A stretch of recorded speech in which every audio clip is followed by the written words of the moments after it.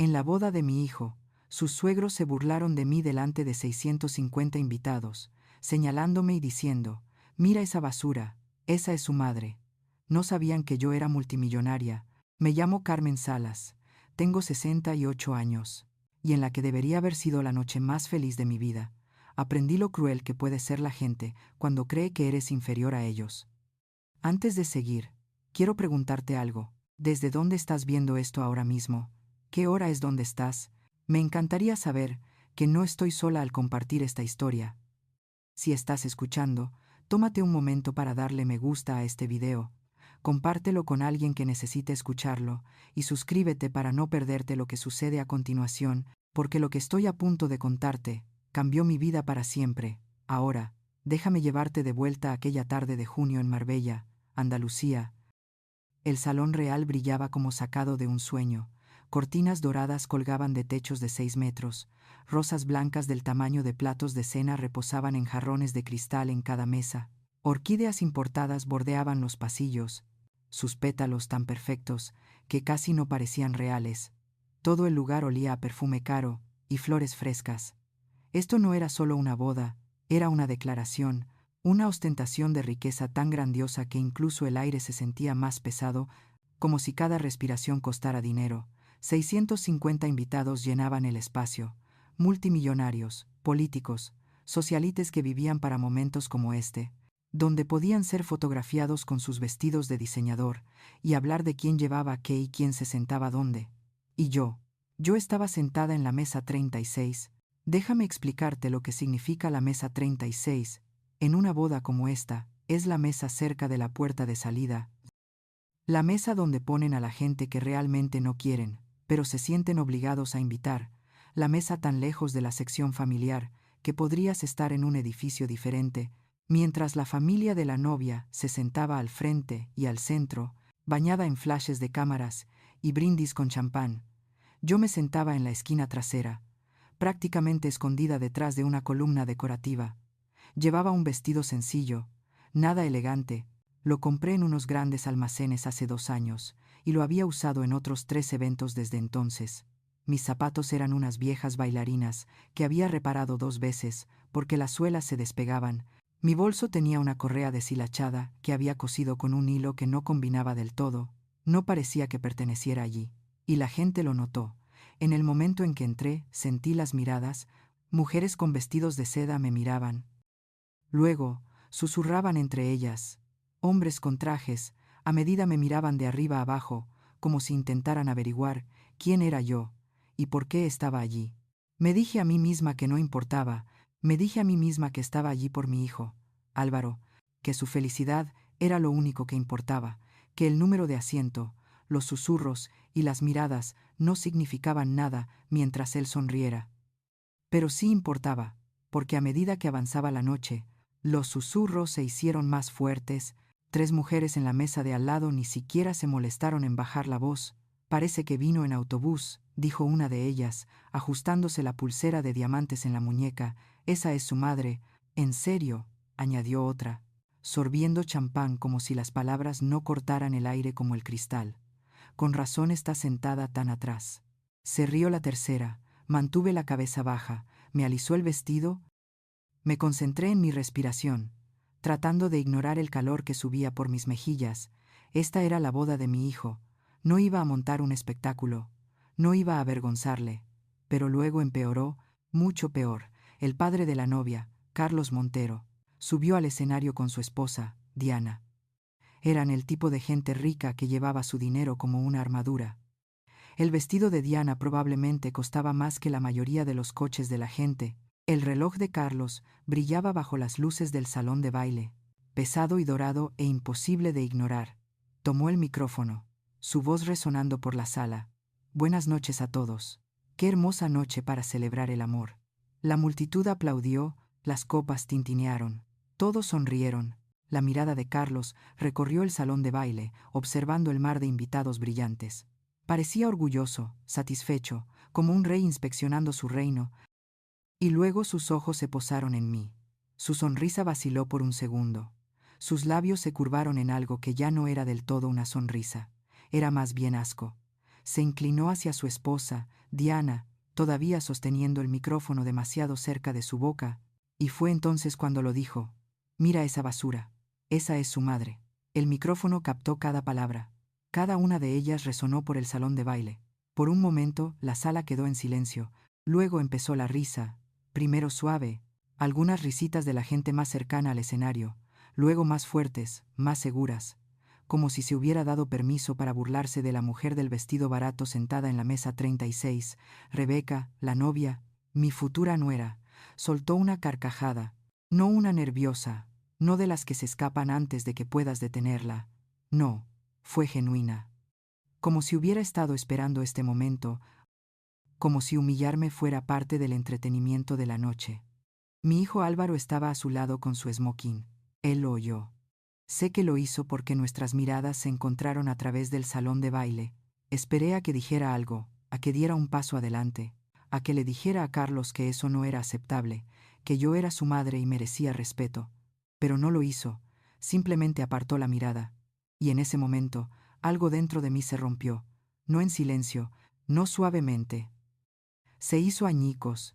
Había pasado 68 años siendo educada, siendo callada, siendo la mujer que no creaba problemas, que no exigía atención, que se quedaba en segundo plano para que otros pudieran brillar. Pero no esta noche, no más. Empujé, misila hacia atrás. Las patas rasparon el suelo de mármol lo suficientemente fuerte como para que algunas personas se giraran a mirar.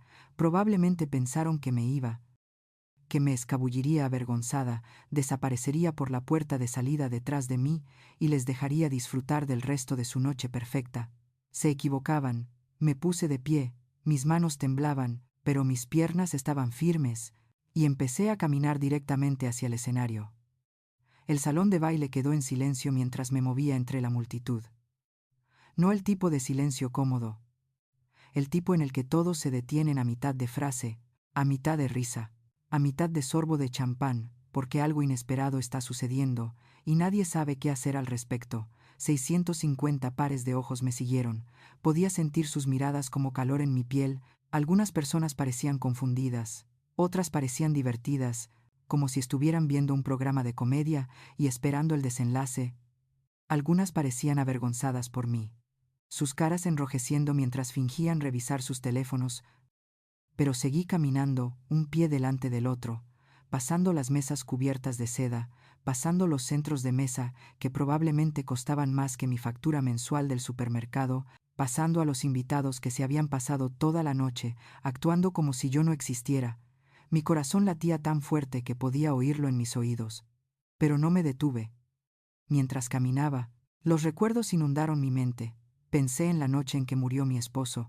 Álvaro solo tenía 5 años. Recuerdo sentarme en el borde de su cama tratando de explicarle que papá no volvería a casa, que ahora éramos solo nosotros dos, que lo resolveríamos juntos. Pensé en los años que siguieron, trabajando turnos dobles en la oficina de contabilidad para poder pagar sus útiles escolares, preparándole el almuerzo todas las mañanas antes de que saliera el sol, sentada en el aparcamiento de sus partidos de fútbol, animando más fuerte que cualquier otro padre, porque quería que supiera que era amado. Pensé en los cumpleaños que celebraba con pasteles caseros, porque no podía pagar los de pastelería, las navidades en las que envolvía regalos en papel de periódico, porque el papel de regalo me parecía un despilfarro, las noches que me quedaba despierta, cosiendo parches en sus vaqueros, para que pudiera usarlos un mes más. Lo hice todo por él. Todo. Y esta noche, cuando su nueva familia se burló de mí delante de cientos de personas, él apartó la mirada. Ese pensamiento me impulsó hacia adelante. Carlos Montero me vio acercarme. Su expresión pasó de la satisfacción complaciente a la confusión. Luego a la alarma. Se puso delante del micrófono, levantando una mano como un policía de tráfico. «Señora, este es un momento familiar», dijo bruscamente, su voz resonando por la sala. Quizás podría volver a su asiento. Me detuve a unos metros de él. Nuestras miradas se encontraron. «Exactamente por eso estoy aquí», dije en voz baja. Su esposa, Diana, se movió a su lado, su collar de diamantes atrapando la luz. Me miró como se mira a alguien que se ha equivocado de evento. «Creo que ha habido un malentendido», dijo, su voz goteando falsa dulzura. «Este realmente no es el momento para...» «¿Para qué?», la interrumpí. Mi voz era tranquila, firme, para la verdad. Un murmullo se extendió entre la multitud. Rebeca, la novia, dio un paso adelante con su enorme vestido blanco. Ahora parecía asustada, como si de repente se diera cuenta de que esto no iba según lo había planeado. Carmen, por favor, dijo, con la voz tensa. Hablemos de esto más tarde, en privado. No, dije simplemente. Esa única palabra pareció resonar en el silencio. Rodeé a Carlos y caminé hacia el micrófono. Intentó bloquearme de nuevo, pero ya había terminado de ser bloqueada, de ser apartada, de ser la mujer que aceptaba las migajas de respeto que la gente quería darme. Alargué la mano hacia el micrófono. Mis dedos se cerraron sobre él, y me giré para mirar el salón de baile. 650 personas me devolvieron la mirada, algunos con curiosidad, otros con una burla apenas disimulada, algunos con genuina confusión sobre lo que esta extraña anciana, con el vestido barato, podría tener que decir. Respiré hondo y luego hablé. Si soy basura, comencé, mi voz clara y fuerte, ¿por qué a mi firma paga este lugar? La sala pareció congelarse. La gente parpadeó, inclinó la cabeza. Alguien al fondo susurró. ¿Qué acaba de decir? Continué, mirando directamente a Carlos y Diana. ¿Por qué mi firma paga el catering? Las flores. La barra libre que todos habéis estado disfrutando. La luna de miel de 5 estrellas en Bali que ya ha sido reservada y pagada. Estallaron exclamaciones de sorpresa por todo el salón de baile. No solo unas pocas, decenas, cientos. El sonido me inundó como una ola. El rostro de Carlos se quedó sin color. La boca de Diana se abrió. Luego se cerró, luego se abrió de nuevo como un pez jadeando por aire.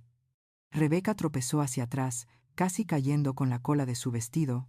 Alguien le cogió el codo para estabilizarla, y Álvaro, mi hijo, se quedó inmóvil en el altar. Tenía los ojos muy abiertos, la mandíbula caída, parecía que alguien acababa de decirle que el cielo se estaba cayendo. Así es, dije, con voz firme, a pesar de la adrenalina que corría por mis venas. Cada factura que presentasteis para esta boda fue pagada por Inversiones Cumbre Meridiana. Hice una pausa, dejando que el nombre calara. Una empresa de mi propiedad. Completamente. El salón de baile estalló en caos. La gente se giró hacia sus vecinos, susurrando frenéticamente. Algunos sacaron sus teléfonos, probablemente intentando buscar información. Otros simplemente se quedaron en un silencio aturdido, tratando de procesar lo que acababan de escuchar. La pobre anciana de la mesa 36, de la que se habían estado burlando toda la noche, acababa de afirmar que había pagado toda la boda. Y a juzgar por las expresiones en las caras de los Montero, cada palabra que había dicho era cierta. Los susurros se hicieron más fuertes. La gente ya no intentaba ser discreta. Acaba de decir que es dueña de una empresa, Cumbre Meridiana. He oído ese nombre antes. Espera, ella pagó todo esto. Me quedé en el micrófono, observando cómo la confusión se extendía por el salón de baile, como un incendio. Durante años había sido invisible. Una presencia silenciosa en segundo plano, alguien a quien la gente ignoraba sin pensarlo 2 veces. Ya no más, Carlos fue el primero en recuperar la voz. Dio un paso adelante, con la cara roja, la mandíbula apretada. Esto es absurdo, dijo lo suficientemente alto, como para que todos lo oyeran. ¿Esperas que creamos que tú, de todas las personas, financiaste esta boda? Sostuve su mirada sin pestañear. No espero que creas nada, dije con calma. Simplemente estoy diciendo hechos. Diana se movió junto a su esposo, sus manos revoloteando nerviosamente. La mujer segura que me había despreciado toda la noche de repente parecía más pequeña. Carmen, creo que estás confundida, dijo, con la voz tensa. Los gastos de la boda se gestionaron a través de nuestros asesores financieros. Debe haber algún error. No hay error, respondí. Me giré para dirigirme a la multitud de nuevo. Cada factura presentada para esta boda fue pagada por Inversiones Cumbre Meridiana. El alquiler del Salón Real, 487,000 euros, pagado en su totalidad hace 3 meses. Otra ola de exclamaciones de asombro. El catering para 650 invitados. Menú premium, barra libre, cócteles especiales, 72,000 euros pagados. La gente sacaba sus teléfonos ahora, buscando frenéticamente. Las flores que veis por todas partes, orquídeas importadas, rosas blancas, arreglos personalizados, 38,000 euros, pagado. La cara de Rebeca se había puesto pálida. Agarró el brazo de su padre. Su voz apenas un susurro. Papá, es verdad. Carlos la ignoró. Me miraba fijamente, su mente claramente acelerada, tratando de averiguar cómo era posible. Continué. El fotógrafo y videógrafo, el cuarteto de cuerda durante la ceremonia, la banda de jazz, para la recepción. Las invitaciones personalizadas, con detalles de pan de oro, el pastel de bodas de diseño con flores comestibles. Hice una pausa. La suite de luna de miel de 5 estrellas, en Bali, 2 semanas, vuelos en primera clase, tours privados, todos los gastos incluidos. Miré directamente a Rebeca. 83,000 euros ya reservados, ya pagados. Ella tropezó hacia atrás de nuevo, con la mano sobre la boca. Álvaro finalmente se movió. Caminó hacia mí lentamente, como si tuviera miedo de que yo desapareciera si se movía demasiado rápido. Mamá, dijo, con la voz quebrada, esto es real.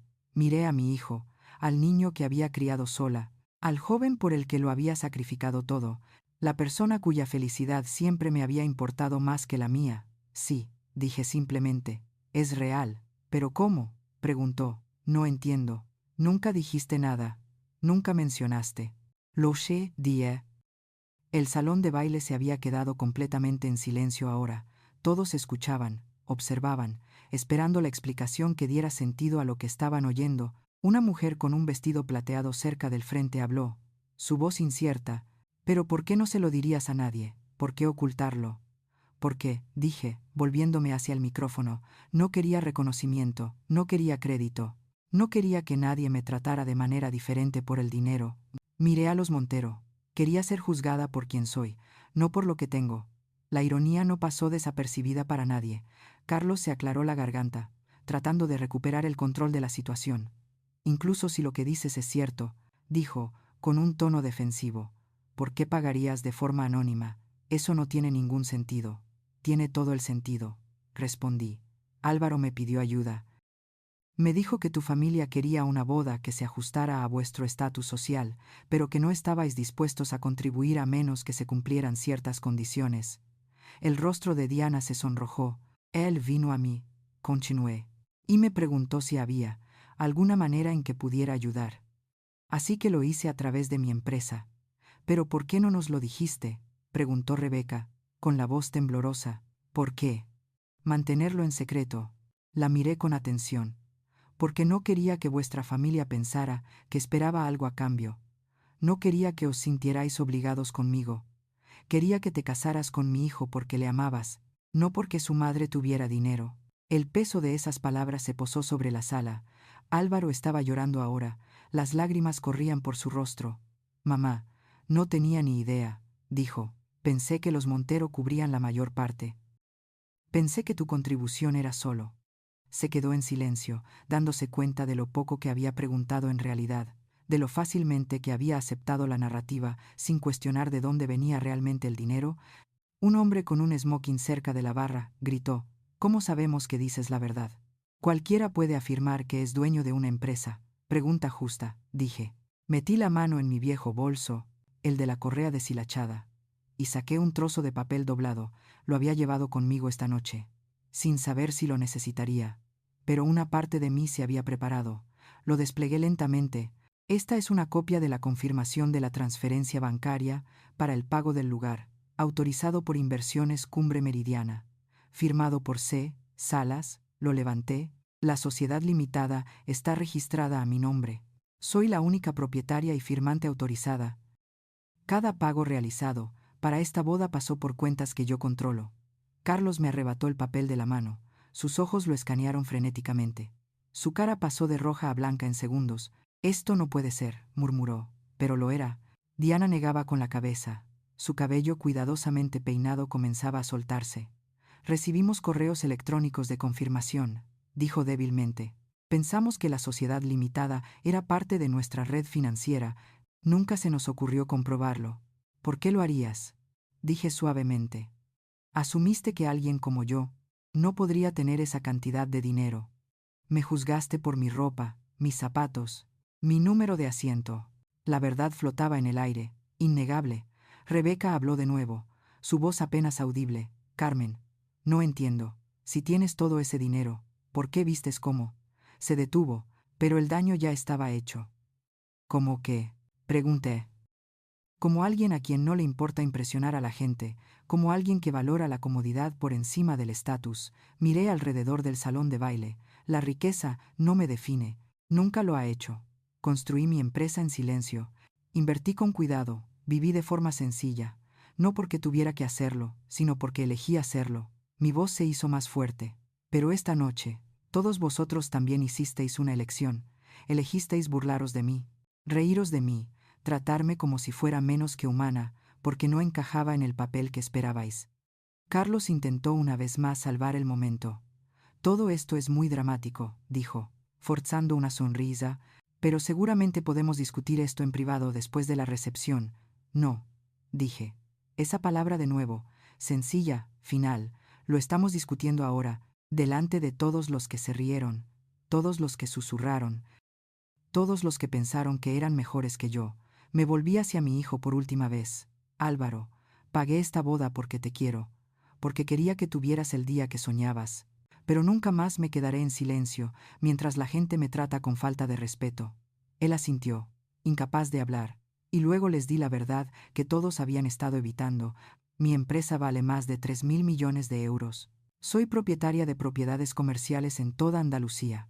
Tengo acciones significativas en empresas médicas y tecnológicas. Tengo más dinero del que la mayoría de la gente en esta sala verá jamás. El silencio era ensordecedor, pero el dinero no compra la clase. Y esta noche, lo demostrasteis mejor de lo que yo podría haberlo hecho. Podía ver las preguntas formándose en sus ojos.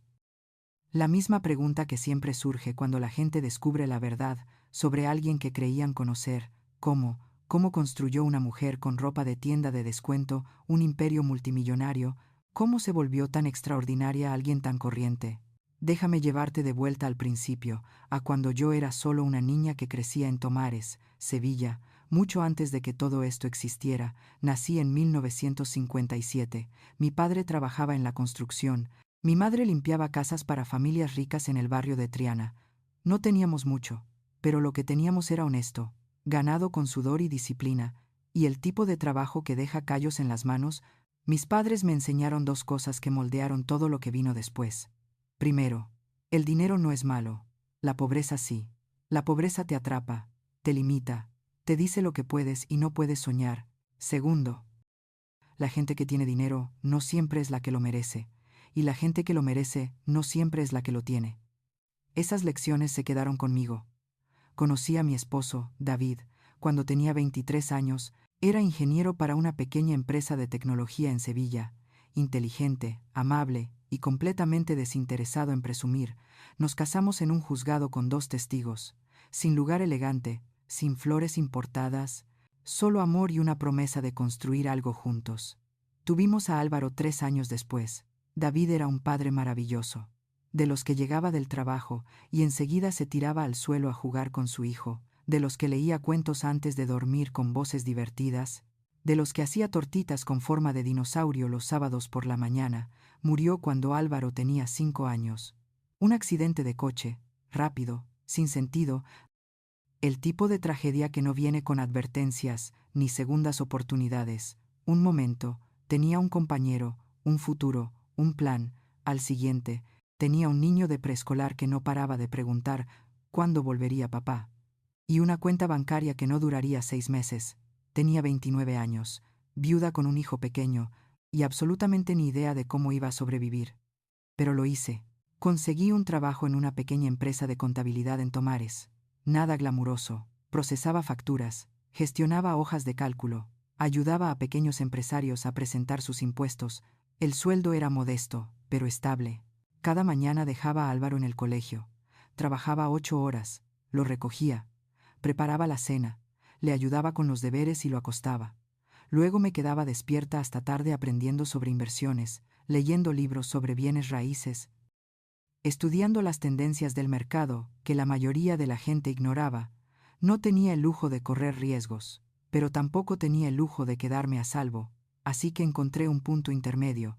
Ahorré cada euro que pude. recorté cupones, compré ropa en tiendas de segunda mano. Reparaba cosas en lugar de reemplazarlas. Y lentamente, dolorosamente, construí un pequeño colchón de ahorros. Para cuando Álvaro tenía 10 años, había ahorrado 20,000 euros. No suena mucho. Y comparado con la riqueza que acabaría construyendo, no lo era, pero en ese momento, se sentía como una fortuna. Tenía que tomar una decisión. Podía mantener ese dinero en una cuenta de ahorros, ganando casi nada, viendo cómo la inflación erosionaba lentamente su valor, o podía invertirlo. La zona de Sevilla estaba cambiando a principios de la década de 2000. Los suburbios se estaban expandiendo, los centros comerciales estaban apareciendo por todas partes. Y a raíz del colapso de las .com, los precios de los bienes raíces comerciales habían caído significativamente. La mayoría de la gente estaba asustada, veían riesgo. Yo vi oportunidad. Usé mis ahorros para dar una entrada en un pequeño edificio comercial en dificultades en Tomares. No era nada especial, solo un espacio abandonado que había sido embargado, que llevaba meses vacío. Lo limpié yo misma, lo pinté yo misma. Arreglé la fontanería con la ayuda de un vecino que me debía un favor. Luego lo alquilé a un negocio local por una tarifa mensual modesta. Esos ingresos por alquiler se convirtieron en mi segunda fuente de ingresos, y fue entonces cuando creé Inversiones Cumbre Meridiana. Empezó siendo nada más que una sociedad de responsabilidad limitada registrada en el Estado, un apartado de correos, una licencia comercial, una forma de separar mis finanzas personales de mis inversiones. Nadie le prestó atención. A nadie le importó. Pero durante los siguientes 15 años, invertí cada euro que pude en esa empresa. Cuando el mercado inmobiliario se desplomó en 2008, todos entraron en pánico, vendieron propiedades con pérdidas masivas, desesperados por salir antes de que las cosas empeoraran. Yo compré centros comerciales embargados. Compré edificios de oficinas médicas que los bancos prácticamente estaban regalando. Compré terrenos industriales en las afueras de Marbella que todos decían que nunca se desarrollarían. No fui imprudente. Investigué, estudié la demografía de los inquilinos, los patrones de tráfico, las leyes de zonificación. Tomé decisiones cuidadosas y calculadas basadas en datos, no en emociones, y lentamente, propiedad por propiedad, inversión por inversión. Cumbre Meridiana creció. Nunca se lo conté a Álvaro, no porque no confiara en él, sino porque quería que creciera normal. Quería que entendiera el valor del trabajo duro, que apreciara lo que tenía, que desarrollara carácter en lugar de derecho. Vi a demasiadas familias ricas criar hijos que se volvieron malcriados, perezosos, incapaces de funcionar sin dinero, amortiguando cada error. Me negué a hacerle eso a mi hijo, así que seguí viviendo de forma sencilla, seguí conduciendo el mismo coche viejo, seguí comprando en tiendas de descuento, seguí reparando mis zapatos en lugar de comprar unos nuevos. Sobre el papel valía millones cuando Álvaro se graduó del instituto, pero para él, para nuestros vecinos, para todos los que nos rodeaban, yo era solo Carmen, la madre soltera que trabajaba en contabilidad, la mujer que recortaba cupones y preparaba almuerzos y asistía a todas las reuniones de padres y profesores. Nadie sospechó la verdad, y así es exactamente como quería que fuera. Para cuando Álvaro fue a la universidad, Cumbre Meridiana se había expandido más allá de los bienes raíces. Había invertido temprano en una empresa de dispositivos médicos que luego salió a bolsa, multiplicando mi inversión por 12. Había comprado acciones en varias startups tecnológicas durante sus primeras rondas de financiación. Algunas fracasaron. Esa es la naturaleza de la inversión, pero las que tuvieron éxito compensaron con creces las pérdidas. Reinvertí cada beneficio, cada dividendo, cada ganancia de capital. La empresa siguió creciendo. Para 2015 valía más de 1.000 millones de euros. Para 2020 se acercaba a los 3.000 millones. Y a pesar de todo, mantuve la misma rutina, el mismo estilo de vida, la misma presencia discreta que me permitía moverme por el mundo sin llamar la atención. Asistí a la graduación universitaria de Álvaro con un vestido que tenía desde hacía 5 años. Le ayudé a mudarse a su primer apartamento, cargando cajas por 3 tramos de escaleras con mis zapatillas desgastadas. Conocí a Rebeca por primera vez en una cena informal, donde pedí el plato más barato del menú, porque eso era lo que siempre había hecho. Ninguno de ellos lo sabía. Ninguno de ellos sospechó, y cuando Álvaro vino a verme hace 6 meses, nervioso y avergonzado, preguntándome si había alguna manera en que pudiera ayudar a contribuir a su boda, dije que sí sin dudarlo, no porque quisiera reconocimiento, no porque quisiera gratitud, sino porque amaba a mi hijo, y quería que tuviera la boda de sus sueños.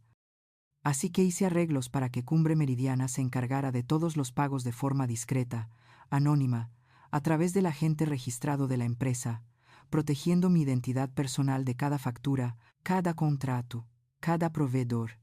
Los Montero recibieron correos electrónicos de confirmación que mostraban el pago de una sociedad limitada.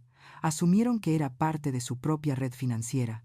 Nunca se molestaron en comprobar la propiedad. ¿Por qué lo harían? Una mujer como yo no podría tener esa cantidad de dinero. Yo era solo la madre del novio, la callada en segundo plano, la que no importaba hasta esta noche. Esta noche, cuando me llamaron basura delante de 650 personas. Esta noche, cuando mi propio hijo apartó la mirada en lugar de defenderme. Esta noche, cuando me di cuenta de que el silencio no era fuerza, era rendición, y ya había terminado de rendirme. De pie en ese micrófono, mirando las caras sorprendidas de la gente que me había juzgado por las apariencias, sentí que algo cambiaba dentro de mí. Durante décadas, había creído que la humildad significaba hacerme pequeña, que la amabilidad significaba aceptar la falta de respeto, que el amor significaba sacrificar mi dignidad. Estaba equivocada. La verdadera fuerza no es la resistencia silenciosa, es saber tu valor y negarse a aceptar nada menos. El salón de baile seguía en silencio, todos procesando lo que acababa de compartir, pero podía ver el escepticismo en algunas caras, las preguntas, la necesidad de pruebas más allá de mis palabras. Así que les di los detalles, el tipo de detalles que solo alguien que realmente construyó un imperio sabría. Inversiones Cumbre Meridiana comenzó con una propiedad en dificultades en Tomares. Dije, con voz firme, un espacio comercial de 133 metros cuadrados que compré por 42.000 euros en 2003. Di una entrada de 8.000. El resto fue financiado. Algunas personas se movieron en sus asientos, inclinándose ligeramente hacia adelante. Limpié ese edificio yo misma. Fregué suelos, pinté paredes, arreglé azulejos rotos. Luego lo alquilé a una pequeña oficina de seguros por 900 euros al mes. Hice una pausa, dejándolos hacer los cálculos. Después de los pagos de la hipoteca, los impuestos sobre la propiedad y el mantenimiento básico, ganaba unos 200 euros mensuales. No mucho, pero fue un comienzo. Álvaro escuchaba atentamente ahora, oyendo por primera vez cómo empezó todo. Durante los siguientes 2 años, ahorré cada céntimo de esos ingresos por alquiler. Viví con mi salario de contable y reinvertí los ingresos de la propiedad en la empresa. Para 2005, tenía suficiente para dar una entrada para una segunda propiedad. Miré alrededor de la sala. Esta era más grande. Un pequeño centro comercial en Dos Hermanas que había sido embargado durante una desaceleración económica local. 4 unidades vacías, abandonadas. Todos dijeron que estaba cometiendo un error. Alguien al fondo gritó. ¿Cuánto pagaste? 98.000 euros, respondí. El valor de mercado debería haber sido más cercano a los 200.000 euros, pero el banco quería deshacerse de él. Aceptaron mi oferta en una semana. Pude ver a la gente sacando sus teléfonos de nuevo, probablemente buscando registros de propiedades, tratando de verificar mi historia. Lo encontrarían, cada palabra era cierta. Llené esas unidades en 6 meses, continué. Un salón de uñas, una pequeña empresa de contabilidad, un estudio de artes marciales, un negocio de peluquería para mascotas, nada elegante, solo negocios locales que necesitaban un espacio asequible. Mi voz se hizo más fuerte mientras hablaba. Para 2007, Cumbre Meridiana poseía 5 propiedades comerciales.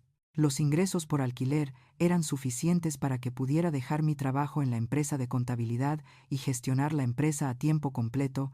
Diana habló, su voz incierta. Pero eso todavía está muy lejos de los miles de millones, dijo. Tienes razón, asentí. Ahí fue cuando todo cambió.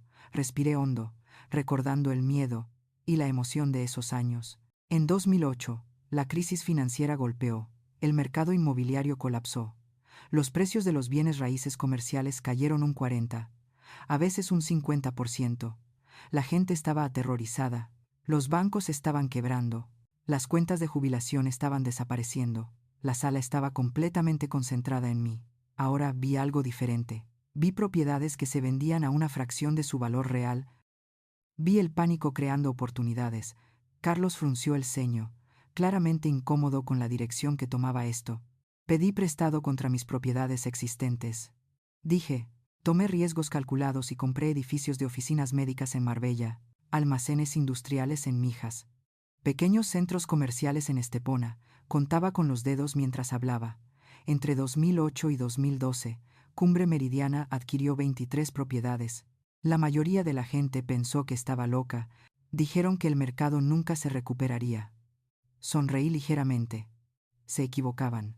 Para 2015, cada una de las propiedades que había comprado había duplicado su valor, algunas triplicado. Un hombre con un traje oscuro cerca del frente habló. ¿Qué hay de la empresa de dispositivos médicos que mencionaste?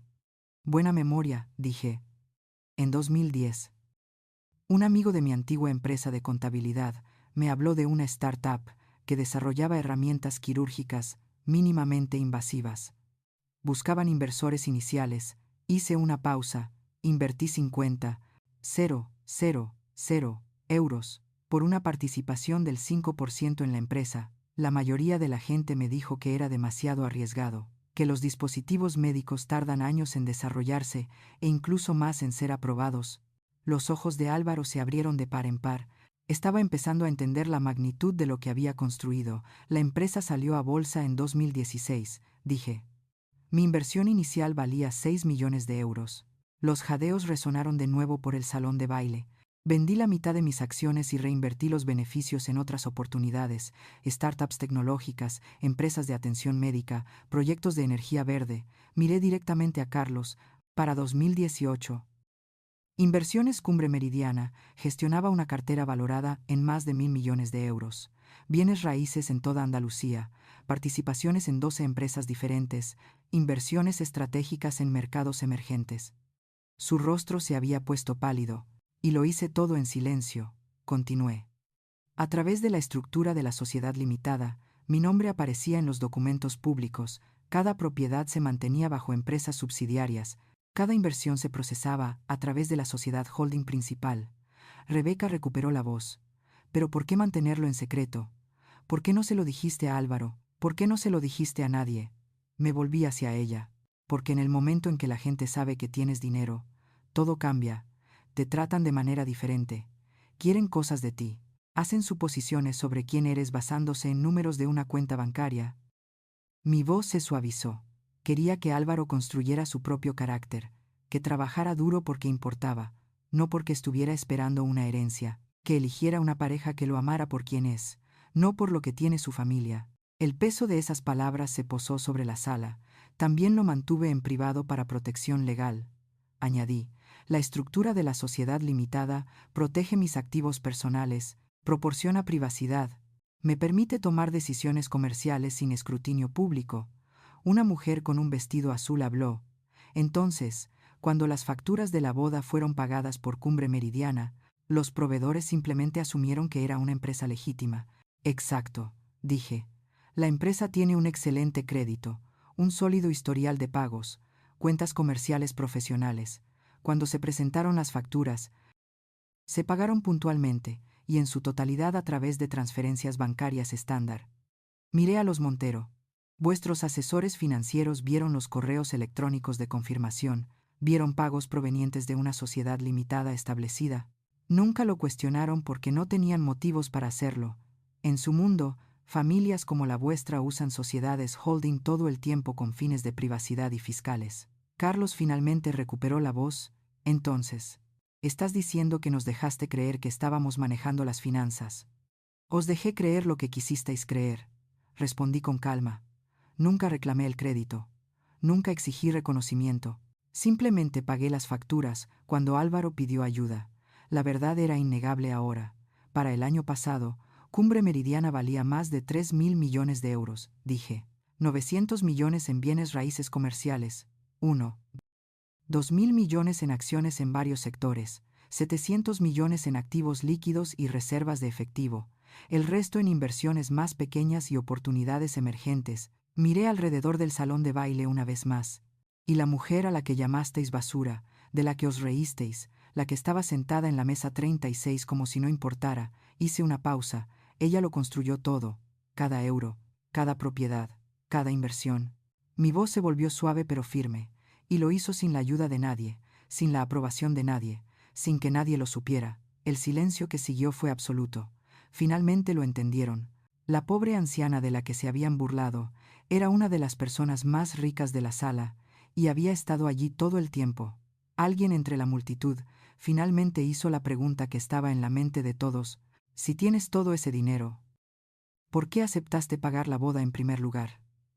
Era una pregunta justa, una que merecía una respuesta honesta. Miré a Álvaro, todavía de pie cerca del altar, con la cara mojada por las lágrimas.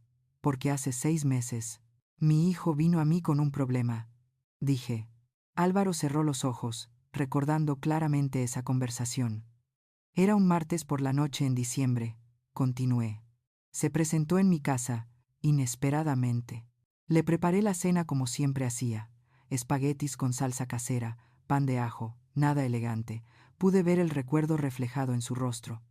Comimos en silencio un rato, luego me dijo que quería casarse. Mi voz se suavizó. Me alegré por él, de verdad. Pregunté por los planes, el lugar, la fecha, todos los detalles que una madre quiere saber. Hice una pausa. Fue entonces cuando me habló de las condiciones de los Montero. Diana se removió incómoda. Carlos miró al suelo. La familia de Rebeca tenía expectativas muy específicas. Dije. Querían una boda que reflejara su estatus social, un lugar que impresionara a sus amigos, un catering del que se hablaría durante años, una lista de invitados que incluyera a todos los que importaban en su círculo. La multitud escuchaba atentamente, pero no estaban dispuestos a contribuir económicamente a menos que Álvaro y Rebeca aceptaran ciertos términos. Querían el control sobre la lista de invitados, la disposición de los asientos, todo el evento. Miré a Carlos directamente. Querían una boda que exhibiera el apellido Montero, pero esperaban que Álvaro pagara por el privilegio de unirse a su familia. Un murmullo se extendió por el salón de baile. Mi hijo vino a mí esa noche avergonzado y estresado. Continué. Dijo que amaba a Rebeca, que quería casarse con ella, pero que no podía permitirse el tipo de boda que su familia exigía, y no quería empezar su matrimonio ahogado en deudas. Los hombros de Álvaro temblaron ligeramente. Preguntó si había alguna manera en que pudiera ayudar, tal vez contribuir con unos pocos miles, suficiente para aliviar la presión. Sonreí con tristeza. No tenía idea de lo que realmente podía pagar. Y en ese momento me di cuenta de que tenía 2 opciones. El salón de baile volvió a quedar en silencio. Podría decirle la verdad, revelar todo, mostrarle los extractos bancarios y las carteras de propiedades y las cuentas de inversión, hacerle saber que el dinero no era un problema. Negué con la cabeza, o podría ayudarle discretamente, como siempre había hecho, protegiendo la lección que había pasado toda su vida enseñándole. Mi voz se hizo más firme. Elegí la segunda opción. Le dije que me encargaría de todo, que no tenía que preocuparse por los costes. Miré a la multitud, pero no le dije cómo. No le expliqué de dónde vendría el dinero. Simplemente dije que lo gestionaría a través de un acuerdo comercial. Rebeca habló, su voz pequeña. ¿Pero por qué ocultarlo? ¿Por qué no pagar por todo abiertamente? Porque en el momento en que la gente sabe que tienes dinero, las expectativas cambian, respondí. Si tu familia supiera que yo financiaba la boda, me habrían tratado de manera diferente. Habrían pedido más, exigido cambios, se habrían sentido con derecho a tomar decisiones sobre cómo se gastaba mi dinero. Hice un gesto alrededor del salón de baile. Esta boda costó 487,000 euros. Si vuestros padres supieran que yo pagaba esa factura, ¿crees que me habrían dejado sentar en la mesa 36? ¿Crees que habrían hecho bromas sobre mi ropa? La respuesta era obvia. Tampoco quería que te casaras con Álvaro por la riqueza de su madre, le dije a Rebeca. Yo quería saber que lo amabas por quien es, que tu compromiso era genuino. Mi voz se hizo más suave. El dinero lo complica todo. Cambia las relaciones, crea resentimiento, genera expectativas que nunca se pueden cumplir. Me volví hacia la multitud. Así que hice arreglos para que todos los pagos pasaran por Cumbre Meridiana. El agente registrado de la empresa procesó cada factura. Cada contrato enumeraba a la sociedad limitada como la parte responsable. Cada transferencia bancaria provenía de cuentas comerciales. Un hombre cerca del lateral gritó. Pero los proveedores no lo cuestionaron. Nadie preguntó quién era el dueño de la empresa, por qué lo harían. Respondí. Cumbre Meridiana lleva operando más de 20 años. Tiene un excelente crédito, un historial de pagos probado, cuentas comerciales profesionales con los principales bancos. Cuando el Salón Real recibió la confirmación del pago, vieron una empresa legítima cumpliendo con sus obligaciones. Sonreí ligeramente. Las iniciales en la línea del firmante autorizado eran C. Salas. Nadie conectó esas iniciales con la madre del novio sentada al fondo del salón de baile. Carlos finalmente habló, su voz tensa. Pero seguramente había alguna forma de rastrearlo hasta ti. Por supuesto, dije. Si alguien se hubiera molestado en mirar, la sociedad limitada está registrada en el Registro Mercantil de Andalucía. Los documentos de propiedad son de dominio público. Cualquiera con acceso a Internet podría haber buscado el nombre de la empresa y haber encontrado mi nombre como propietaria. Hice una pausa para causar efecto. Pero nadie miró, porque nadie pensó que la mujer del vestido barato podría valer la pena investigar. La verdad de esa afirmación flotó en el aire. Hay algo más que debéis saber, continué. Cuando acepté financiar esta boda, me aseguré de que los contratos incluyeran cláusulas específicas. Los ojos de Rebeca se abrieron de par en par. ¿Qué tipo de cláusulas? Cláusulas de cancelación, dije con calma, escritas a mi favor. La sala pareció contener la respiración. Como firmante autorizado de Cumbre Meridiana, me reservaba el derecho de cancelar o retirar cualquier pago hasta 30 días después de la fecha del evento sin penalización, sin responsabilidad legal. Carlos se puso pálido. Estás diciendo que puedes recuperar todos los pagos. No puedes, corregí. Podrías en cualquier momento. La voz de Diana salió como un susurro. ¿Por qué incluirías cláusulas como esas? Protección, dije simplemente. He construido mi riqueza siendo cuidadosa, planificando cada posibilidad, nunca entrando en un contrato sin entender exactamente lo que estoy aceptando. Miré a Álvaro. Pagué esta boda porque amo a mi hijo, porque quería que tuviera un día hermoso, porque el amor de una madre no viene con condiciones ni límites. Mi voz se quebró ligeramente, pero nunca esperé ser objeto de burlas, que me llamaran basura, que me trataran como si no perteneciera a la boda de mi propio hijo. Las lágrimas corrían por el rostro de Álvaro ahora. Nunca imaginé que la familia a la que se unía mi hijo me miraría con tanto desprecio. Continué, que se reirían de mi ropa, susurrarían sobre mi apariencia, me sentarían en el fondo como si fuera una vergüenza. Miré alrededor del salón de baile por última vez. Financié esta boda de forma anónima, porque creí que era lo correcto, porque quería que mi hijo fuera feliz, porque pensé que el amor y la familia importaban más que el estatus o las apariencias. Mi voz se volvió firme y fuerte. Me equivoqué. Las dos palabras resonaron en el silencio. El amor y la familia sí importan, dije. Pero también el respeto, también la dignidad, también la decencia humana básica. Hice una pausa, y esta noche aprendí que algunas personas solo valoran esas cosas cuando creen que eres digno de ellas. Los recuerdos me vinieron a la mente mientras estaba en ese micrófono, mirando los rostros de personas que me habían tratado como si fuera invisible. Déjame contarte cómo fueron realmente los meses previos a esta boda. Comenzó con el anuncio del compromiso. Álvaro me llamó emocionado y nervioso, diciéndome que le había propuesto matrimonio a Rebeca en un elegante restaurante con vistas a la Sierra Blanca. Me alegré mucho por él. Le hice todas las preguntas que una madre debería hacer. ¿Eres feliz? ¿Te hace reír? ¿La amas? Sí, a todas. 2 semanas después, me invitaron a la finca de los Montero para una cena de compromiso. Conduje hasta allí en mi coche viejo, el de la defensa abollada y el aire acondicionado que solo funcionaba al máximo. Aparqué entre un Mercedes y un Tesla, sintiéndome de repente cohibida por las manchas de óxido cerca de mi rueda trasera. La casa de los Montero era enorme. 3 pisos de piedra y cristal, con vistas a céspedes perfectamente cuidados, una fuente en la entrada circular, cámaras de seguridad en cada esquina. Toqué el timbre llevando un pastel de manzana casero, lo único que se me ocurrió llevar. Diana abrió la puerta. Miró el pastel como si le hubiera entregado un experimento científico. «Oh, qué casero», dijo, cogiéndolo con 2 dedos. Los catering ya han preparado el postre, pero estoy segura de que el personal encontrará un lugar donde poner esto. Esa fue mi primera pista. Durante la cena, me sentaron en el extremo de la mesa, tan lejos de la conversación que tuve que inclinarme hacia adelante para escuchar lo que alguien decía. Carlos dominó la discusión, hablando de su club de golf, sus negocios, el jet privado que acababa de mejorar. Nadie me hizo ni una sola pregunta, ni dónde trabajaba, ni dónde vivía, ni siquiera cómo había criado a Álvaro sola. Simplemente estaba allí, una invitada necesaria, porque casualmente era la madre del novio. Después de la cena, Rebeca sacó revistas de bodas y empezó a hablar de lugares. Su madre sugirió el Salón Real, llamándolo elegante y exclusivo.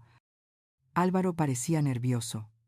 «Mamá, ¿estaría bien?», preguntó mirándome. «Lo que os haga felices a los dos», dije. Rebeca sonrió, pero no llegó a sus ojos. «Perfecto, Dio, lo reservaremos». Nadie preguntó lo que podía permitirme. Nadie discutió dividir los costes. Nadie siquiera reconoció que las bodas requieren dinero, planificación y compromiso. Simplemente tomaron decisiones y siguieron adelante, asumiendo que todo se arreglaría solo. Durante los siguientes meses, me invitaron exactamente a 3 reuniones de planificación de la boda. La primera fue en una boutique nupcial en Marbella. Rebeca se probó vestidos mientras su madre y sus 2 hermanas se sentaban en un sofá de terciopelo bebiendo champán y ofreciendo opiniones. Yo me senté en una silla cerca de la puerta observando. Cuando Rebeca finalmente encontró el vestido, un impresionante traje con capas de seda y elaborados abalorios, se giró para mostrárselo a todos. Su madre lloró. Sus hermanas aplaudieron. Sonreí y dije: «Estás hermosa». Rebeca me miró brevemente. Asintió. Luego se volvió hacia el espejo. Eso fue todo. La segunda reunión fue para la degustación de pasteles. Nos sentamos en una larga mesa en una panadería de lujo, probando diferentes sabores: vainilla con relleno de frambuesa, chocolate con caramelo salado, limón con crema de mantequilla.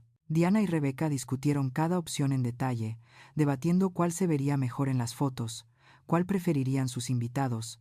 Comí mis muestras en silencio, asintiendo ocasionalmente cuando alguien me pedía mi opinión.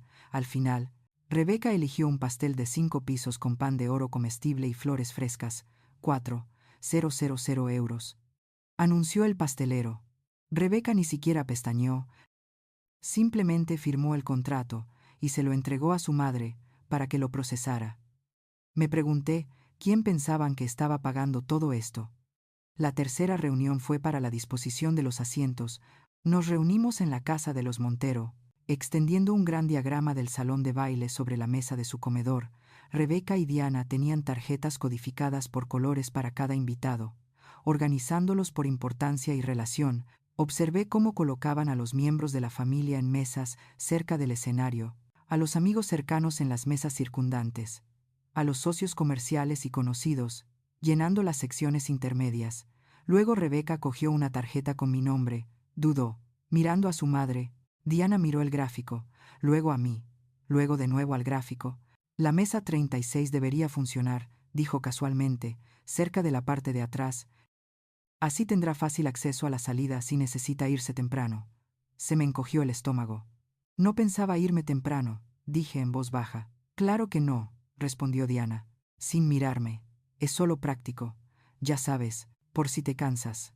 Tenía 68 años, no 90, pero no discutí. Rebeca colocó mi tarjeta en la mesa 36 sin decir una palabra más. Fue entonces cuando empecé a entender cómo me veían realmente, no como familia, no como la madre de Álvaro, sino como una obligación, una molestia, alguien que tenía que ser incluido, pero que realmente no importaba.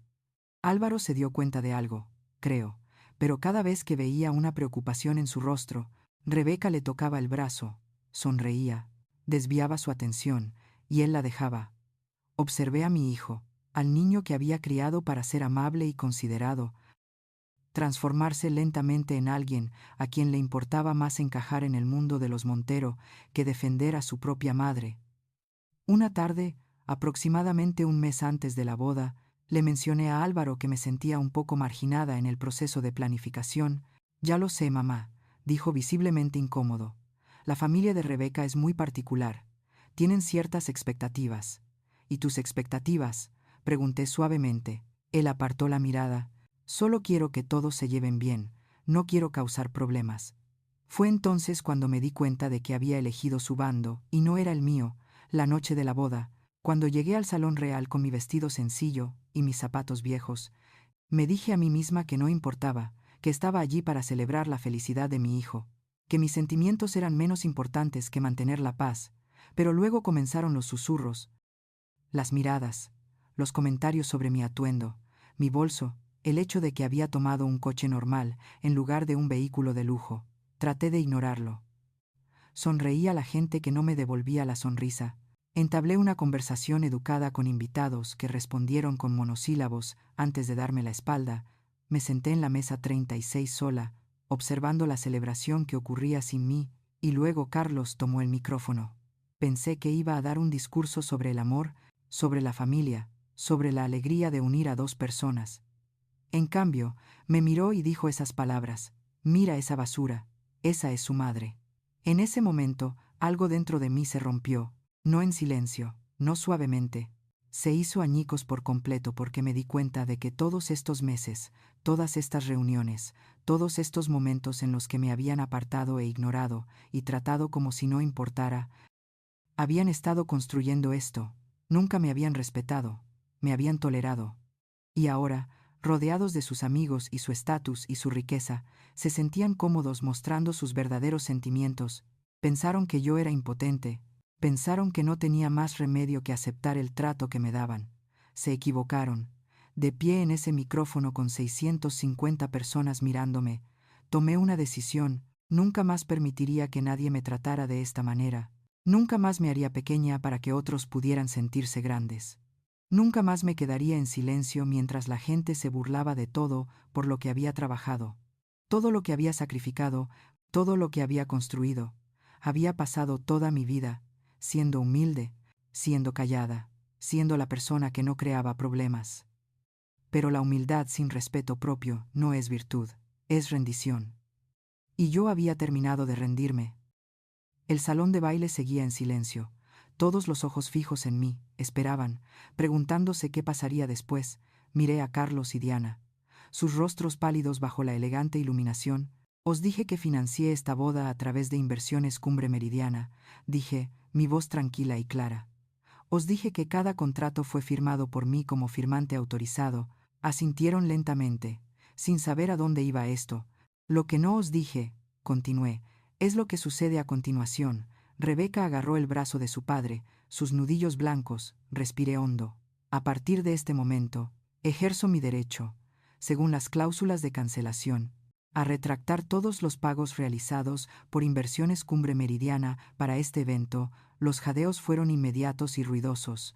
¿Qué?, balbuceó Carlos. No puedes hacer eso. En realidad, sí puedo, dije, y acabo de hacerlo.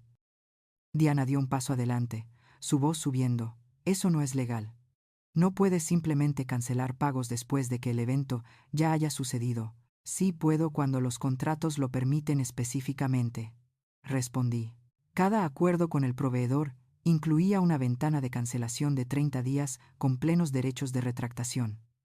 Mis abogados se aseguraron de ello. Saqué otro documento de mi bolso. Esta es una copia del contrato del lugar. Sección 12, párrafo 4. El firmante autorizado se reserva el derecho de cancelar y retirar el pago dentro de los 30 días posteriores a la fecha del evento por cualquier motivo sin penalización. Para la parte firmante, lo levanté para que todos pudieran verlo. La misma cláusula existe en el contrato de catering, el acuerdo del florista, los términos del fotógrafo y todos los demás contratos de servicio asociados con esta boda. Carlos me arrebató el papel de la mano, sus ojos escaneándolo frenéticamente. Su cara pasó de roja a blanca en segundos. Esto no puede ser exigible, dijo, con la voz temblorosa. Es perfectamente exigible, dije. Mis abogados revisaron cada contrato antes de firmar. Los proveedores acordaron estos términos porque Cumbre Meridiana tiene una excelente reputación y confiaban en que el pago sería respetado. Hice una pausa. Lo habría sido si no me hubieran tratado como basura delante de cientos de personas. La multitud estalló en susurros. La gente sacaba los teléfonos, probablemente, tratando de averiguar si tales contratos eran legales. Si realmente podía hacer lo que afirmaba. La voz de Diana salió como una súplica desesperada. Carmen, por favor, piensa en lo que estás haciendo. Esta es la boda de Álvaro, el día especial de tu hijo. Estoy pensando en Álvaro, dije. Mirando a mi hijo, estoy pensando en el hombre que crié, el hombre que se quedó allí, y no dijo nada mientras su madre era humillada públicamente. Álvaro se encogió. Estoy pensando en la lección que necesita aprender, continué, que el silencio frente a la crueldad es lo mismo que la participación. La voz de Rebeca se quebró mientras hablaba. Pero los proveedores ya han proporcionado sus servicios. ¿Cómo es justo para ellos? Los proveedores estarán bien, dije con calma. Los contratos estipulan que, en caso de cancelación, la responsabilidad del pago recae en la parte que solicitó originalmente los servicios. Miré a Carlos. Ese serías tú. Su mandíbula cayó. La factura del lugar, 487,000 euros, a pagar inmediatamente tras la cancelación del pago original. Diana hizo un sonido como si la hubieran golpeado. El catering, 72,000 euros. Las flores, 38,000 euros. La fotografía y videografía, 22,000 euros. El pastel, 4,000 euros.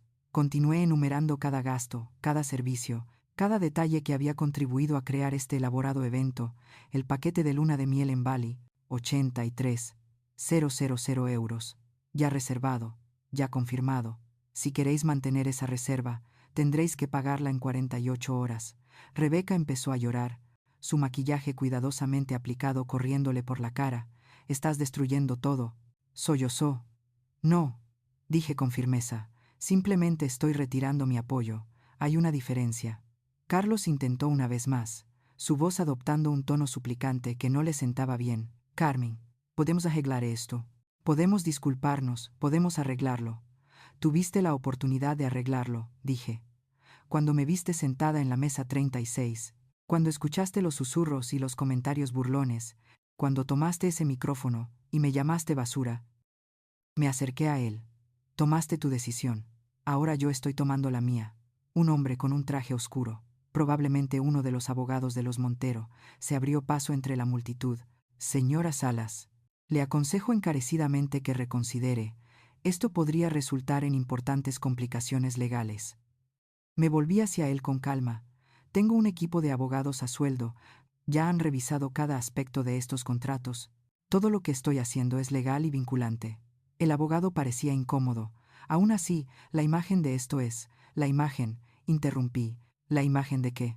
De una mujer defendiéndose después de ser humillada públicamente, de una madre que finalmente se cansó de ser tratada con desprecio. Miré alrededor del salón de baile. Si alguien aquí está preocupado por la imagen, tal vez debería considerar cómo se ve burlarse de un invitado en una boda, llamar a alguien basura por su ropa, reírse de una mujer que no hizo más que intentar apoyar a su hijo. El silencio que siguió fue pesado. Luego Álvaro habló. Su voz estaba cargada de emoción, apenas un susurro al principio. Mamá. Me volví para mirarlo. Mamá. Lo siento mucho. Caminó hacia mí lentamente, las lágrimas corriendo por su rostro. Debería haberte defendido, debería haber dicho algo, debería haberles dicho que se detuvieran. Su voz se quebró por completo. Estaba asustado. Me preocupaba montar un espectáculo, hacer enfadar a la familia de Rebeca, arruinar la boda. Se puso delante de mí ahora, pareciendo más el niño pequeño que había criado que el hombre en el que se había convertido. Pero nada de eso importa. Nada, porque eres mi madre y me lo has dado todo, y dejé que te trataran como si no fueras nada. El salón de baile estaba completamente en silencio ahora. Todos observando este momento entre madre e hijo. No merezco tu perdón, dijo Álvaro. Sé que no, pero lo pido de todos modos porque te quiero, y lo siento mucho. Miré a mi hijo, viendo el remordimiento genuino en sus ojos, la comprensión de lo que había permitido que sucediera. Álvaro, dije suavemente, siempre te querré. Eres mi hijo, nada cambia eso. Hice una pausa, pero el amor y el respeto son cosas diferentes. Puedes amar a alguien, y aún así hacerle responsable de sus acciones. Él asintió con la cabeza, comprendiendo. Esta noche elegiste quedarte en silencio, cuando más te necesitaba. Continué. Eso dolió más que cualquier cosa que los Montero dijeran o hicieran. Lo sé, susurró. Pero estás aquí ahora, dije. Estás hablando ahora, y eso significa algo. Extendí la mano y le toqué la cara suavemente. Podemos reconstruir lo que se rompió, pero llevará tiempo. Y requerirá que seas el hombre que crié para que fueras, no el hombre que tiene miedo de defender lo que es correcto. Me agarró la mano, apretándola con fuerza. Lo prometo, dijo. Prometo que lo haré mejor, asentí. Luego me volví hacia los Montero, mi voz firme y final. Las cancelaciones ya han sido procesadas. Recibiréis una notificación formal del equipo legal de Cumbre Meridiana en las próximas 24 horas. Todos los saldos pendientes son ahora vuestra responsabilidad. Carlos y Diana se quedaron inmóviles, la realidad de la situación finalmente calando. Esta boda cuesta casi 700.000 euros. Si se incluyen todos los extras, dije. Consideradlo una lección cara sobre el respeto. Miré a la multitud por última vez. El respeto no es algo que se gane con dinero o estatus o ropa de diseñador. Es algo que se da a cada ser humano, independientemente de cómo se vea, o dónde se siente, o lo que creas que puede ofrecerte. Mi voz se hizo más fuerte. Esta noche aprendisteis que la mujer de la que os burlasteis, la mujer a la que llamasteis basura, tenía el poder de quitarlo todo. Hice una pausa. Recordadlo la próxima vez que juzguéis a alguien por su apariencia. Me alejé del micrófono, de los Montero, de los 650 invitados que ahora entendían exactamente quién era yo. Mis tacones repiquetearon suavemente contra el suelo de mármol mientras caminaba hacia la salida. Detrás de mí, el salón de baile estalló en caos, voces superpuestas, preguntas a gritos. Los Montero intentando explicar. Para salvar lo que quedaba de su dignidad, no miré hacia atrás. Álvaro me alcanzó justo cuando llegaba a las puertas. Mamá, espera, por favor. Me detuve pero no me giré. Déjame ir contigo, dijo. Su voz desesperada. Por favor. Necesito hablar contigo. Finalmente lo miré. Su smoking estaba arrugado ahora, su pajarita torcida, sus ojos estaban rojos e hinchados por el llanto. Parecía perdido. Está bien, dije en voz baja. Caminamos por el vestíbulo del hotel juntos, pasando junto a invitados que miraban y susurraban, pasando junto al personal del hotel que fingía no darse cuenta del drama que se desarrollaba. El cálido aire nocturno de Marbella nos golpeó al salir. Eran casi las 11:00, y la temperatura había bajado a algo agradable. El cielo estaba despejado, las estrellas visibles a pesar de las luces de la ciudad. Caminé hasta un banco cerca de la fuente en el patio del hotel, y me senté. Álvaro se sentó a mi lado, manteniendo una pequeña distancia entre nosotros, como si no estuviera seguro de si se le permitía estar cerca. Durante un largo momento, ninguno de los dos habló. La fuente burbujeaba suavemente. Los coches pasaban por la calle más allá de la entrada del hotel. En algún lugar a lo lejos, sonaba música de otro evento. Finalmente, Álvaro rompió el silencio. No sé por dónde empezar, dijo. Empieza por la verdad. Respondí. Respiró con dificultad. Sabía que te estaban tratando mal. Lo vi en la cena de compromiso, en la prueba del vestido, en cada reunión de planificación. Se frotó la cara con ambas manos. Me dije a mí mismo que no era tan malo, que a ti no te importaba, que entendías que simplemente eran particulares con las cosas. Álvaro, dije suavemente. Lo sé, interrumpió. Lo sé. Estaba poniendo excusas. Me estaba mintiendo a mí mismo porque era más fácil que enfrentarlos, más fácil que arriesgar mi relación con Rebeca. Me miró, con nuevas lágrimas formándose. Fui un cobarde. No hay otra palabra para describirlo. Cuando más importaba, cuando necesitabas que te defendiera, los elegí a ellos en lugar de a ti. El dolor en su voz era real. ¿Por qué?, pregunté, no con tono acusador, solo con honestidad. Pensó por un momento. Porque quería pertenecer, dijo finalmente. Los Montero representan todo lo que pensé que quería: éxito, estatus, conexiones, un mundo donde todo es fácil, y las puertas se abren solo por tu nombre. Negó con la cabeza. Me enredé tanto en ese mundo, que olvidé de dónde venía. Olvidé a la mujer que me crió, que sacrificó todo para que yo pudiera tener oportunidades que ella nunca tuvo. Escuché sin interrumpir. Esta noche, cuando Carlos dijo esas palabras, cuando todos se rieron, me sentí enfermo. Álvaro continuó, pero estaba paralizado. No dejaba de pensar, si la defiendo, se enfadarán. Si monto un espectáculo, Rebeca se molestará. Si hablo, lo arruinaré todo. Su voz se quebró.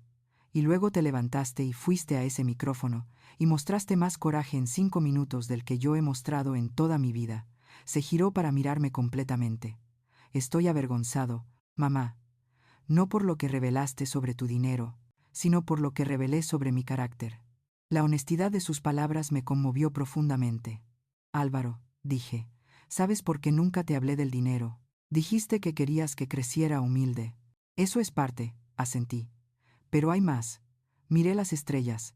Quería que entendieras que el valor no se mide en euros, que el valor de una persona no tiene nada que ver con su cuenta bancaria, o sus posesiones o el coche que conduce. Me volví hacia él. He sido invisible toda mi vida. En los eventos de la empresa de tu padre, la gente me miraba como si no existiera, en las reuniones de padres y profesores. Otras madres hablaban a mi alrededor como si no estuviera allí. En las tiendas, los vendedores ayudaban a todos los demás primero, asumiendo que no podía permitirme nada que valiera su tiempo. El rostro de Álvaro mostró reconocimiento. Probablemente lo había visto suceder sin realmente darse cuenta. Ser invisible me enseñó algo importante. Continué. Me enseñó que la dignidad no proviene de cómo te ven los demás, proviene de cómo te ves a ti mismo. Me puse la mano sobre el corazón. Sé quién soy, sé lo que he construido, sé lo que he logrado. Y ese conocimiento me sostuvo durante años de ser ignorada y subestimada. Mi voz se hizo más suave. Pero esta noche, cuando me llamaron basura, cuando se rieron, cuando mi propio hijo apartó la mirada, algo cambió. Me di cuenta de que el respeto propio no es suficiente. A veces tienes que exigir respeto a los demás. No porque necesites su aprobación, sino porque el silencio permite la crueldad. Álvaro asintió lentamente. Lo permití, dijo. Al quedarme callado, al poner excusas, al elegir la comodidad por encima del coraje. Sí, asentí, lo hiciste. La palabra flotó entre nosotros, honesta y dolorosa. ¿Puedes perdonarme?, preguntó. Consideré la pregunta cuidadosamente. El perdón no es algo que pueda darte como un regalo, dije. Es algo que tienes que ganarte con tus acciones, con un comportamiento cambiado, convirtiéndote en el hombre que siempre creí que podías ser. Se secó los ojos. ¿Cómo hago eso? Tomando decisiones diferentes. Dije, defendiendo lo que es correcto incluso cuando es incómodo, recordando de dónde vienes, tratando a la gente con amabilidad, independientemente de lo que puedan hacer por ti. Lo miré seriamente, y entendiendo que casarse con la riqueza no te hace rico. El carácter te hace rico. La integridad te hace rico. La forma en que tratas a la gente cuando tienes poder sobre ellos. Eso es lo que define quién eres realmente. Álvaro se quedó en silencio durante mucho tiempo, procesando mis palabras. ¿Qué hay de Rebeca?, preguntó finalmente. ¿Qué hago con ella? Esa es tu decisión, dije. Pero pregúntate esto. ¿Alguna vez te defendió ante sus padres? ¿Alguna vez cuestionó cómo me trataron? ¿Alguna vez sugirió que tal vez yo merecía algo mejor? Lo pensó. No, admitió. Ella estuvo de acuerdo con todo lo que dijeron. Entonces tienes tu respuesta, dije suavemente. Puedes amar a alguien, y aún así reconocer que no es adecuado para ti. Él asintió, la comprensión amaneciendo en sus ojos. Nos sentamos en silencio durante unos minutos más, mirando la fuente, escuchando los sonidos nocturnos de Marbella. Finalmente, Álvaro volvió a hablar. Podemos ir a casa, podemos dejar todo esto atrás. Me puse de pie, alisando mi sencillo vestido. Sí, dije, podemos. Se puso a mi lado y juntos caminamos hacia mi coche. El viejo con el parachoques abollado. El que había conducido durante años porque funcionaba bien y cumplía su propósito. Abrí las puertas y entramos. El viaje de regreso a mi casa fue silencioso. No el silencio incómodo de antes, no la tensa quietud de la gente que evita temas difíciles. Era el silencio de la comprensión, de empezar a sanar, de una madre y un hijo encontrando el camino de vuelta el uno al otro. Cuando entré en mi entrada, Álvaro se giró hacia mí. Gracias, dijo. ¿Por qué? Por enseñarme la lección más importante de mi vida, aunque tuve que aprenderla por las malas. ¿Lo apretó la mano? Las mejores lecciones suelen venir por las malas, dije. Pero lo que importa es que la aprendiste. Nos quedamos allí un momento más. Ninguno de los dos estaba del todo listo para soltarse. Mamá, dijo Álvaro en voz baja. Sí. Estoy orgulloso de ti por haberte levantado esta noche, por no haberte echado atrás, por haber demostrado a todo el mundo que el respeto no es opcional. Sonreí, un calor genuino se extendió por mi pecho. Yo también estoy orgullosa de ti, dije, por estar aquí ahora, por enfrentar la verdad, por querer hacerlo mejor. Y en ese momento, sentada en mi coche viejo bajo las estrellas, supe que estaríamos bien. Llevaría tiempo, habría conversaciones difíciles por delante, pero reconstruiríamos lo que se había roto juntos. La historia no terminó esa noche fuera del salón real. De hecho, ahí fue cuando todo realmente comenzó, el domingo por la mañana. Menos de 12 horas después de que saliera de ese salón de baile, mi teléfono empezó a sonar. Los mensajes de texto llovieron, los correos electrónicos inundaron mi bandeja de entrada. Personas de las que no había tenido noticias en años de repente recordaron que existía. Algunas eran realmente amables. Antiguos vecinos que preguntaban si estaba bien. Algunos viejos colegas de la firma de contabilidad felicitándome por defenderme. Pero la mayoría de los mensajes eran diferentes, curiosos, invasivos.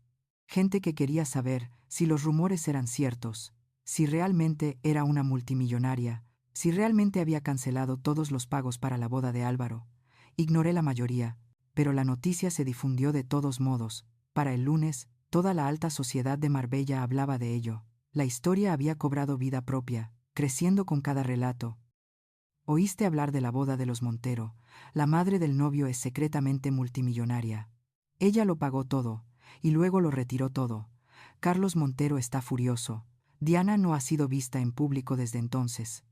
Todo esto lo supe por Álvaro, quien estaba recibiendo su propia avalancha de mensajes, amigos haciendo preguntas, conocidos de repente interesados en sus antecedentes familiares, gente que lo había ignorado en la boda, ahora queriendo tomar un café.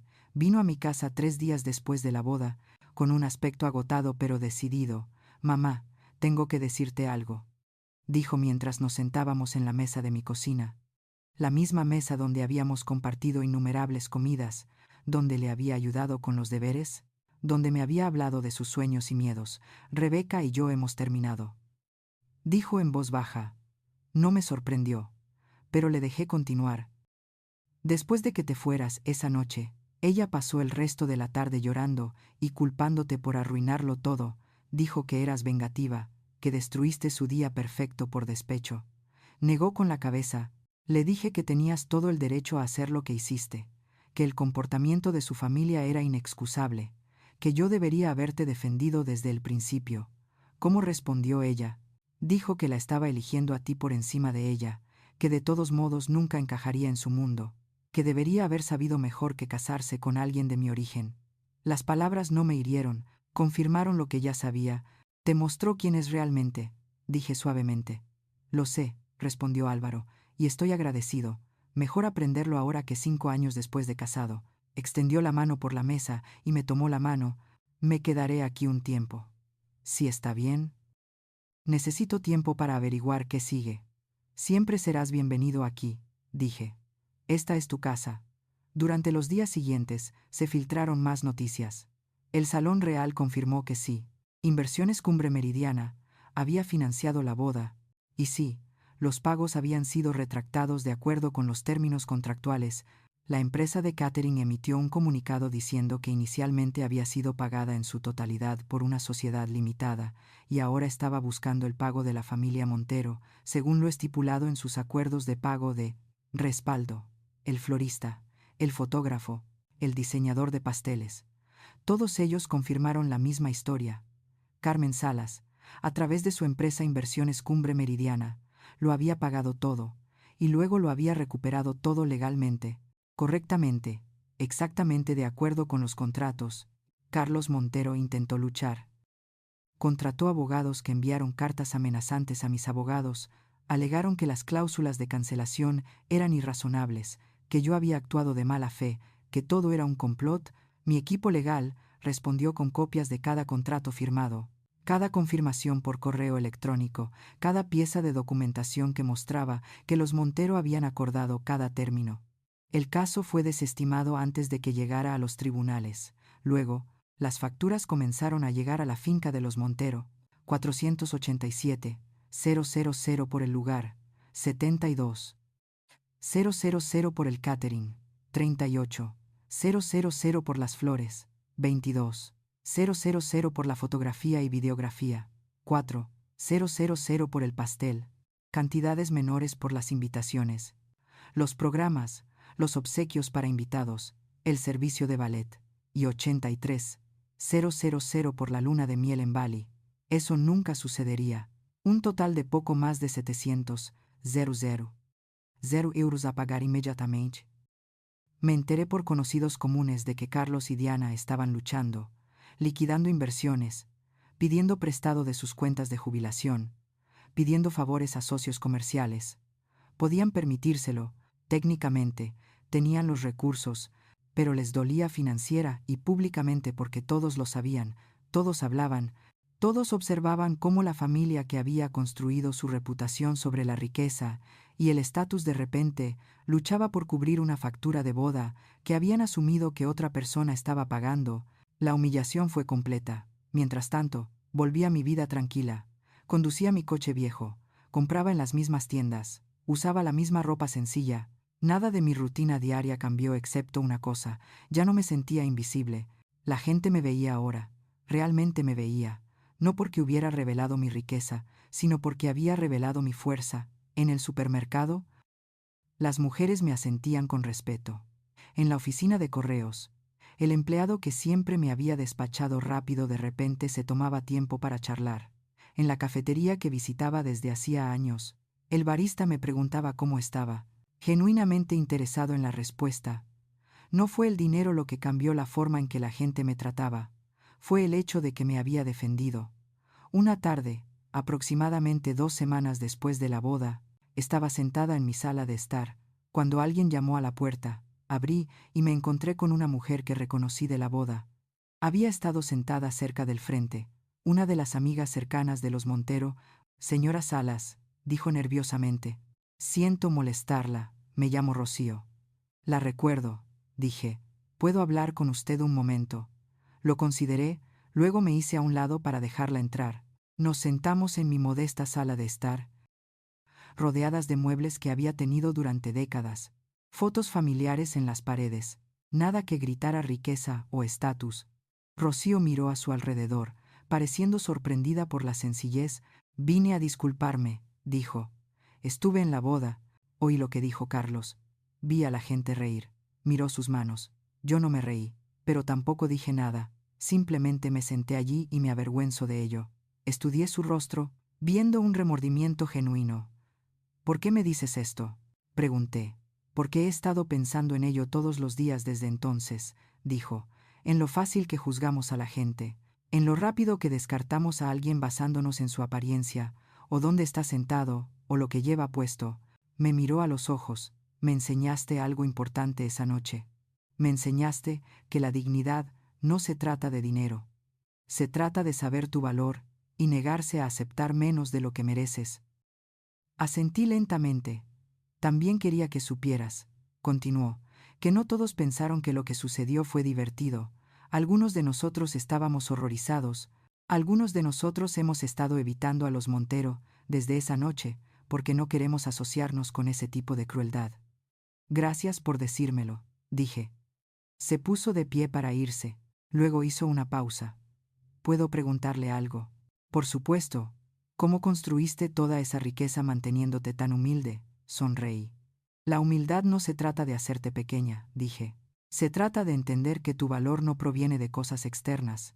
Proviene de quién eres cuando nadie importante te está observando. Ella asintió. Entendimiento. Después de que se fue, pensé en su pregunta, ¿cómo me mantuve humilde? La respuesta era sencilla.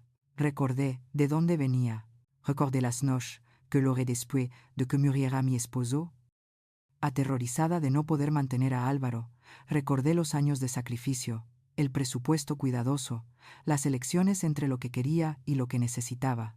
El dinero no cambió esos recuerdos, no borró la lucha, no me hizo una persona diferente, solo me dio opciones, y cuando esas opciones se dieron por sentado, cuando mi generosidad fue recibida con desprecio, ejercí la opción más poderosa de todas, la opción de irme, Álvaro y yo cenamos juntos esa noche.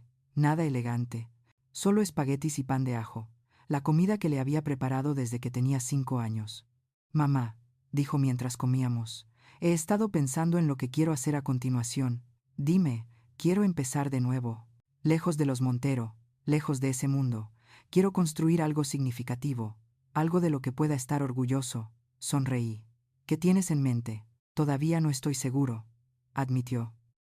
Pero sé que quiero hacerlo de la manera correcta, de la forma en que tú lo hiciste, honestamente, en silencio, sin atajos ni estatus ni conexiones. Ese no es un camino fácil, advertí. Lo sé, Dio, pero es el correcto. Terminamos la cena en un silencio cómodo, y sentí una sensación de paz que no había experimentado en meses. Mi hijo había aprendido la lección, que había estado tratando de enseñarle toda su vida, no a través de charlas o advertencias, sino a través del ejemplo. A veces las lecciones más difíciles son las más valiosas, y a veces defenderse a uno mismo enseña a otros a defenderse también. Los Montero finalmente pagaron sus facturas, no tuvieron elección, los contratos eran inquebrantables, y mis abogados se aseguraron de que cada euro fuera cobrado. Me enteré de que Carlos y Diana se volvieron más selectivos con sus eventos sociales después de eso, más cautelosos con quien se burlaban, más conscientes de que las apariencias pueden engañar. Rebeca se mudó a Madrid poco después. Consiguiendo un trabajo en una empresa de tecnología, me enteré de que se comprometió de nuevo un año después con alguien de una familia aún más rica que la de los Montero. Le deseé lo mejor, sinceramente, porque sus elecciones ya no eran mi preocupación. En cuanto a mí, seguí construyendo Inversiones Cumbre Meridiana en silencio, estratégicamente, como siempre lo había hecho, pero también hice algo nuevo. Creé una fundación, una que ayuda a madres solteras a invertir en su futuro, que proporciona educación financiera y capital inicial para mujeres que quieren construir negocios pero no tienen los recursos para empezar. La llamé Fundación David Salas en honor a mi difunto esposo, porque a él le habría encantado ver su legado ayudar a otros. La fundación se mantiene pequeña intencionadamente. No quiero publicidad ni reconocimiento. Solo quiero dar a otras mujeres la oportunidad que me di a mí misma, la oportunidad de construir algo real, algo duradero, algo que les pertenezca solo a ellas. Mirando hacia atrás a esa noche en el Salón Real, no me arrepiento de un solo momento, ni de la humillación, ni de la confrontación, ni de la decisión de cancelar cada pago, porque esa noche aprendí algo crucial. La riqueza no excusa la crueldad, el estatus no justifica la falta de respeto, y la amabilidad no se mide por las cuentas bancarias. Los Montero tenían dinero, conexiones, posición social, pero les faltaba lo único que realmente importa: clase. No el tipo que se compra, el tipo que se construye a través de cómo tratas a la gente, a través de cómo actúas cuando crees que nadie importante te está mirando, a través de cómo respondes cuando tienes poder sobre los demás. La verdadera clase es defender a alguien que no puede defenderse a sí mismo. La verdadera clase es tratar a todos con dignidad, independientemente de lo que puedan hacer por ti. La verdadera clase es entender que el valor de una persona no tiene nada que ver con su ropa, su coche o dónde se sienta en una boda esa noche. Llevaba un vestido sencillo, me senté en la mesa 36, llevaba un bolso con una correa deshilachada, y cuando me llamaron basura, cuando se rieron, cuando pensaron que habían ganado, les mostré algo que nunca olvidarán. Les mostré que la mujer de la que se burlaron fue la que pagó por todo. La mujer a la que descartaron valía más de lo que la mayoría de ellos jamás vería. La mujer que creyeron que era impotente tenía todo el poder. Se burlaron de la mujer equivocada porque yo no era basura. Era la multimillonaria que lo pagó todo, y al final, el respeto no es algo que se pueda comprar, es algo que se exige, y esa noche, de pie en ese micrófono frente a 650 personas, exigí el mío. ¿Y sabes qué? Comparte tus pensamientos en los comentarios. A continuación, ¿alguna vez te han subestimado o juzgado injustamente? ¿Cómo lo manejaste? Me encantaría escuchar tus historias. Y si esto te ha resonado, por favor, dale me gusta a este vídeo, compártelo con alguien que necesite escucharlo, y suscríbete para más historias sobre levantarse, alzar la voz y nunca aceptar menos de lo que mereces. Porque todos merecen respeto.